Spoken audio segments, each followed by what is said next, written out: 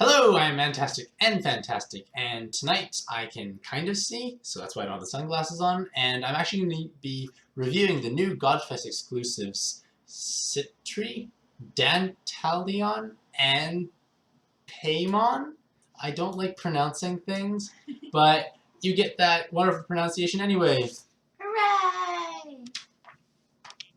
Yay. That's the applause. Anywho, so what's better than new Godfest exclusives being introduced? How about 3? As I mentioned, those are the 3 names, and they all come to North America this coming Godfest. And they are following the cross-meta patterns. Now, they don't necessarily match heart crosses, they match color crosses for spectacular damage. And in addition to sharing this cross formation, they all are heavily skewed towards Orb Enhance Awakenings, as their primary damage source has to come from that, because if you're making crosses, you can't match rows or 2-prongs. So I'm going to be going through each of the 3 in detail, so stick with it. Maybe you'll find the one that you rolled coming up soon. So without further ado, here is Citri, and she's a devil healer. She has 897 total weighted stats, which is pretty fantastic, and most notably a huge chunk of RCV. Her actives changes fire and wood to water orbs on an 8-turn cooldown. I'm going to go into more detail about that shortly. Now, her leader skill provides 1.35 times health and attack for devil types, and 3 times attack for clearing a water cross. You can do maximum 2 in a 6x5 board, which equals to 1.82 times health and 147.62 times attack. Now, what are the pros? She's only a 5-star Godfest exclusive, which means she should be able to be rolled with greater ease. How much greater, we don't know. And she has perhaps one of the best double orb changers, as she doesn't remove hearts. And that's a big deal because cards like Hermes, Awoken Hermes, or Beach Shamali, and Sheet, they all remove heart orbs. So this is important because it allows you to heal and deal damage at the same time. And also, it allows you to become a very powerful asset when you want to use skill inheritance as an assistant, because you can upgrade various other cards with her powerful active. She has obviously amazing burst potential with 147 times multiplier, and you can somewhat control your damage via 16 times with a single water cross. So like there is some flexibility, I guess. You're not really going to Skyfall a water cross. Like if that happens, you were meant to lose anyways. So one nice other thing is that she's not as orb hungry as Sarasvati or Yao Yu. Sarasvati is going to change later, but not as hungry as Yao Yu, because you only require 10 water orbs to deal 147 times damage. So that's actually lower. I'm going to go into more detail shortly. The small health multiplier is nice. It's not as nice as recovery, but it's still something. And they could be pretty good, but my vision's still a little blurry. Like, I can't see details. I can type. This took a while, but details are hard to see. I actually can't play pad still because something so close to my face is hard for me to see. So, cons. They lack time extends. You only have 1, so that means your leaders provide 1 additional second. And when you have to match 2 crosses, you need time. So this is where possibly player skill plays a greater role than other leaders. Their full multiplier will result in a lower combo count because you have to have a water cross here and a water cross there, or cross. You get the idea. Like it's going to occupy space, so your ability to form other combos is going to be diminished. So bosses with a combo absorption shield are going to harm you. And you have to be careful when using your active or actives, because if you have too many water orbs, you may not be able to actually make your crosses safely, because you only can have a cross, and I think a 3, and that'll be the only spacing you're actually able to have. So you have to be careful of how many water orbs you actually generate. And another con is you do require devils to gain the full multiplier. If you don't, they still have 81 times attack, which is still respectable. So, what are my impressions? I kind of gave most of them away in the pros. However, Citri is yet another glass cannon in an era of heart cross leaders. So this automatically puts her at a disadvantage, as she has no real defensive capabilities. Like, the health is nice, but it's not as impactful as recovery, because if you're playing co-op, you have more than enough health to survive, and it becomes an issue of, can you recover? Yes, she has high recovery, but your other subs probably won't. So you're probably going to be using her similarly to when you'd be using Yaoyu or Sarasvati, drowning the boss with only 10 water orbs. So this makes her less orb hungry than Sarasvati, who requires 12, will change in the future, and Yaoyu, who requires 11. It's a small difference, but it could mean activation for a win or needing active to actually have enough damage. So it is a small benefit, but it's worth mentioning that you need only 10 water orbs. Unfortunately, like I said, you do need devils to take full advantage, but I'm going to discuss the viability of using non-devils shortly. And the main drawback is the time extensions. You have very little time to move orbs, and you also have lower combo count. So again, combo shields are a problem. On the flip side, Citri is going to be a fantastic sub due to her unique active that provides a massive amount of water orbs without removing your hard orbs. So this is vital because you can simultaneously sweep the floor and heal at the same time, which is important because sometimes there are big preemptives or you just want to be at full health. And using this active over, say, a regular Hermes is much more powerful. So you can actually use her as an assistant for skill inheritance to upgrade various actives. So say you're like myself and use Blue Light Hermes a lot and for my Blue Sonya team, and I want to upgrade an active. I can inherit her onto him so I don't lose my hard orbs. It can mean the difference between victory or defeat, to be honest. So, Water Devils. It's ideal to use them, however, you still can get away with using a few non if it means you gain access to better subs that are more invested or have better actives or awakenings, so on and so forth. They only will contribute 81 times, and it's still 81 times, that's still hitting like a truck, to be honest. And the health component is less valuable when you play in co-op, so you're not losing too much, and let's say you had a fully invested Blue Sonya, I'm going to use myself as an example, and the Blue Sonya is fully maxed out, 297, max skilled, so on and so forth. So bringing her in would still be viable because they have high stats, they have an active you want, and they're invested. So it might be worthwhile to bring some non-devils if they add enough utility or diversity to your team. Just listing a few of the water devils that are available, you have Awoken Hermes, I, Rinoa, Awoken Isis, Hatsune, Amon, Awoken Yamasachi, and Merlin Rider. So, when choosing non-devils, just choose the best card at your disposal and just go with that, see if it works, to be honest. She has flexibility in that regards. So, in summation, Citri is a powerful glass cannon leader who requires less water orbs to deal lethal damage than some other glass cannon leaders available. Like, it only requires 10, so it can be beneficial. However, that Devil Claws typing can be problematic because you won't be achieving as spectacular damage, but you probably have enough in most cases, I think. It depends what content you're trying to clear. But with that being said, you can't clear like say Arena 3 or super high-end content because you don't have survivability. But her asset is her unique active and the fact that you can use it as an assistant through skill inheritance. So, Dantalion in review. So, Dantalion is a 6-star Godfest exclusive who has 1,000 weighted stats, which is kind of amazing. Like, the power creep of weighted stats for Godfest exclusives is getting higher and higher. Like, the Blue Sonya was crazy when it hit 900 with her Ultimate Evolution. This 6-star of no Ultimate Evolution has 1,000 already. Kind of miraculous, if I do say so myself. His active randomly spawns 3 fire and 3 hard orbs, along with providing 1 turn of haste. And that haste is important, which I'll explain further down below. So, his leader skill is 3.5 times attack for each fire cross matched, maximum 2 in a 6x5 board. Furthermore, you gain 3 times attack when you match 2 unique heal combos in any shape or pattern. So, you're going to have to match a fire cross, and hard orb somewhere. A lot of funky manipulations. But if you do, you get 1,350 times attack. Pros, 1,350 times attack. So, the other pros, like, they have some damage control, as you can either match a single fire cross or 2 heart combos for just 9 to 10.5 times attack. It's some damage control, but better than nothing.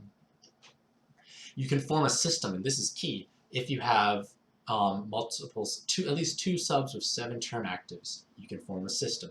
And this is where the somewhat dated Scarlet system comes into play because you can use her as a sub. He has enough damage to trivialize pretty much any boss if there's no resolve or funky mechanics. They use a much more diverse subpool than Xiang Mei, who is another popular fire leader who uses hearts and fire to deal damage. But finally, their last pro is they have some confusing masks. I don't know, their masks are weird, but they confuse me, but it looks cool. Cons. They are a 6-star Godfist exclusive, which means they'll be very rare and challenging to pull. And ideal subs are kind of himself to a certain extent because you get that system. It's kind of somewhat better to have him than Scarlet because you at least get the hearts, which is valuable. And they have no survivability, and they do have issues of damage control when you need to hit, say, like against, let's think, in Arena 3, say you're fighting some of the radar dragons, you won't have appropriate damage control. You may not even reach there, to be fair, but let's say there's absorptions that are, say, like 1,000,000 and they have like a high amount of health. You won't be able to hit a very nice sweet spot because you're going to be doing too little or way too much damage. It's because your scaling is like doop, doop. And they'll struggle in content that requires heavy stalling, partially because the subs you bring may not have high recovery. They don't have high recovery either. And haste actually has much less value in co-op because it doesn't affect your partner's subs. And their full multiplier does result in a lower combo count. So, impressions. Oh look, 1,350 times attack for 4 combos. We're playing a special game. So this is a little absurd and kind of reminds me of the Kenshin collab cards, but thankfully they're maybe a little easier to activate for max damage, maybe, because they don't need 3 crosses. Maybe it's easier, maybe it's not. It's hard to say, but your spacing is definitely easier to manage, and you have a much more powerful active in my opinion. So, they only require 6 hard orbs and 10 fire orbs for max damage. You can also mix and match, because if you do match dual fire crosses, that's 150 times. 1 fire cross, 2 hard combos is 110 times. So you still have lots of damage, even without the full multiplier, to be honest. So it gives you lots more flexibility of the subs you bring as well. However, as I've stated many times before, outrageous damage is great for some content, but you'll be heavily shut down by bosses with damage absorption shields, resolve, or places where you're forced to stall, just because you don't have defensive utility and you have low recovery. So, like I said, you'll probably struggle in super endgame content because all these bosses have weird mechanics, and for instance, the radar dragons in Arena 3, if you make it that far, are going to be kind of killers to you. Like, you don't have the ability to control your damage well enough, in my opinion. Maybe you might, maybe not. Hard to say. So, if this kind of content is not your goal, Dantalion will still burn his way through content provided you have access to enough actives, orbs, and matching skills, because you don't have much time extent. So I do foresee him being somewhat challenging to use effectively, as you need hearts to deal lethal damage, which can make stalling difficult. So you have to kind of think, if you're trying to heal up, are you going to like connect all your hearts so you don't trigger the 2 heart combo claws and get some damage and push it into the wrong zone? That can be a little bit of an issue, in my opinion. However, dual fire crosses do have 150 times, so you still can burst things down if you don't have hard orbs. Helps, and I'll discuss more in the team building section right here. So they have no type restriction, and you should ideally bring fire/heart orb generators, and even pure heart makers can actually be somewhat powerful, as you do need at least 6 heart orbs. So 6 heart orbs and a single fire cross is still 110 times damage. Not bad. Like, it depends what you have at your disposal. Obviously, pure heart makers are not ideal, but it's something that possibly you could consider. Conversely, you could actually bring heart breakers, because you will hit 150 times attack with 2 fire crosses. So it might be valuable, or like I mentioned before, Scarlet, who might accidentally override a heart orb, still might shine bright. The point is, you have lots of utility, and well, you don't have utility, you have lots of options what you can bring. And you could even bring some utility subs if it helps mitigate the damage, if you're able to hoard your orbs safely. So, some wonderful options include, but not limited to, Gadius, Erd, Uriel, Yamato, Cao Cao, Sonata, and that Scarlet I talked about. Now, Scarlet is a card who is farmable, made a special system a long time ago that was somewhat powerful, outdated now, but she does spawn 4 fire orbs at random, has a 7-turn cooldown, and provides 1 turn of haste, along with a single time extend, which is important. And if you actually are a more budget player and you have Dantalion and you've managed to farm your Scarlet system, some people have, you would actually be able to use 3 actives every single turn. And this means you could even only bring 2 Scarlets if you want to have more utility, and you could still use 1 active per turn.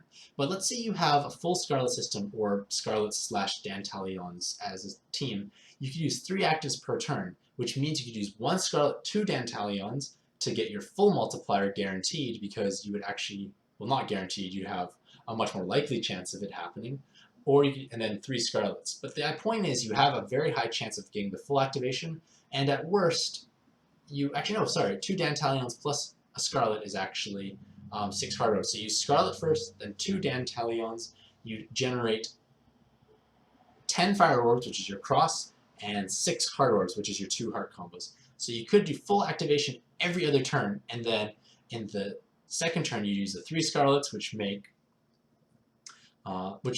the 150 times damage.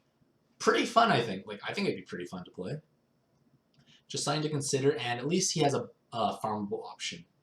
So, in summation, Dantalion becomes a bit more positive, kind of the longer I wrote about him, mostly because of the Scarlet system, and you can form a system-like team more easily. Because systems are powerful, because you can just use actives and blow up floors repeatedly, which is nice. He's going to shine bright, obviously, in dungeons where you don't have to stall or has absorption mechanics, and he seems pretty fun to play. It'd be nice if I rolled him. I doubt I will, but it'd be nice. So he might feel like a more bursty cow, provided there's no full board swipe, because you could use a full team of Scarlets and you'd have better results in terms of damage output. So finally, we're at Paimon. So Paimon is a Devil Physical who also has 1,000 weighted stats and is a 6-star Godfist exclusive. What separates him from the others is actually 2 time extends. So you get a full additional seconds. So dual leaders is 2 more seconds, which at least brings the gap closer to what other heart cross leaders use. So his active is very similar to Dantalion's. It's 3 light orbs, 3 hard orbs, 1 turn haste, 7 turn cooldown. Potential for system, but doesn't have a Scarlet equivalent, which is the downside. So their leader skill is 3 times attack for each light cross matched, maximum 2 in a 6x5 board, and then 3 times attack and 35% damage reduction, it should say, for a heart cross match. Now, that results in 729 times attack and 57.75 times damage reduction. This is what I'm talking about, because you have the damage and defensive utility. And they also join the ranks of the heart cross meta, which is the strongest mechanic in the game presently. And you do have some damage control, as you can match a single light or heart cross for 9 times damage. Matching a light and heart or 2 lights is 81, so that's not damage control. You have the potential for a system if you pull lots of him. Someone might, to be honest. And you do have basically enough damage with full activation to trivialize most bosses who do not have resolve or funky mechanics. And they're the best leader of the 3 just because of the damage reduction component. And 57% damage reduction is pretty much 50% more health and recovery, so you can double and a bit your health, and that means you can survive significantly larger attacks. So for instance, in co-op, you say have 45,000 health between yourself and your partner. It means you can survive 90, probably about 100,000 damage worth of attacks. Sizable, allows you to not need to bring shields, but you may not be able to. Is it 50% more? Maybe I'm mistaken. Regardless, it's a good damage amount. It's a good amount of damage reduction, let's put it that way. And the modest time extend awakenings do help, because you need to manipulate 3 crosses, and that's challenging. And finally, the last pro is that his crown is so big and heavy with all the magic stones it took to roll. So, cons. He is a 6-star Godfist exclusive. Ideal subs are kind of themselves if you want to form that system because you don't have other options really. They are very challenging to activate. It's very challenging to activate your leader skill because you require 3 crosses. And they will struggle in content that has absorption mechanics or combo count because if you make 3 crosses, 2 is probably more realistic. You at least make some combos. 2 is probably enough damage anyways, but say you need to do giant damage, you need to make 3, you can't overcome that combo shield. And finally, haste does have less value in co-op. So, impressions. Paimon is, like I said, the best of the newly released Godfest exclusives because you have the damage and survivability. Blisteringly high damage will lose out to a lower multiplier of defensive capabilities, and that's why he's above Dantalion. I get the names mixed up, holy jumping. Dantalion, because you have damage mitigation. Alright, so you do have a somewhat orb-hungry nature if you want full activation, because you require 10 light and 5 hard orbs. However, you will be using actives anyways to burst, so you can kind of think of it that way. It's not as needed. And to be fair, matching 2 sets of light crosses is still 81 times, or light plus heart, still 81 times. So you might have enough damage, and you may not need to use actives as much as you think you would, because I play Miru a lot, and I don't use an active every floor. I'm able to hoard my 5 hearts and enough light. So in this case, I'd hoard 5 hearts and 5 light. Should be enough to get through. Thankfully, like I said, the damage is sufficient, even without 2 prongs or row enhances. So he will use very similar subs to Miru because they're both light-based heart cross leaders. However, Paimon has much more flexibility when bringing heart breakers because you still have 81 times damage. So you just have to be careful you don't overflow your board with light orbs because of spacing issues because you need 2 light crosses. However, you don't get the damage mitigation, but if you know you don't need it for the next floor or that boss, it's worthwhile bringing a Heartbreaker if that's the best option you had.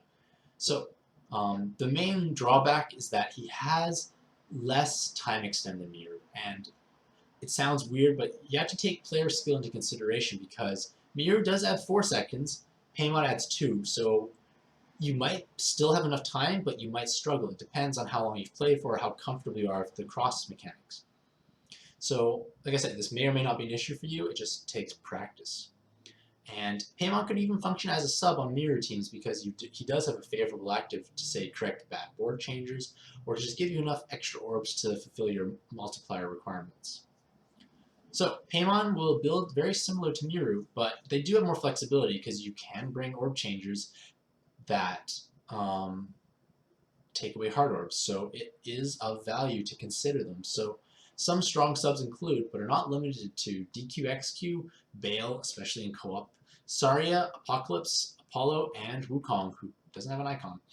So I recommend you read my Miru team building guide for a more expansive list, as they share basically the same sub pool, and you can bring Heartbreakers as required. And one drawback is that it's challenging to build a system for Paimon.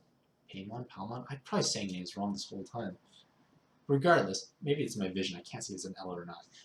So it's an L. Okay. Regardless, it's hard to build a system. It's hard to build a system because you need to roll at least 2 more of himself, and that's not really feasible. Most people don't get 3 of the same 6-star Godfest exclusive cards.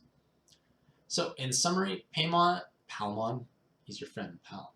Paimon is the strongest of the 3 new Godfest exclusives due to the damage mitigation component. Spectacular damage means nothing when your team cannot survive mechanics. Thankfully, you have the best of both worlds, and his main drawback is a lack of time extends and perhaps, to a certain extent, a lower shielding value because you won't be able to survive certain attacks that, say, Miru could. So, in conclusion for all these Godfest exclusives, they will add value to your monster box as they are unique, either as glass cannons, high-end leaders, or wonderful skill inheritance options. None of them will necessarily shift or break up the meta, but will simply add some diversification to your monster box. Let me know what you think of these cards and how you plan to use them in the comments below. Thank you for watching, and happy puzzling!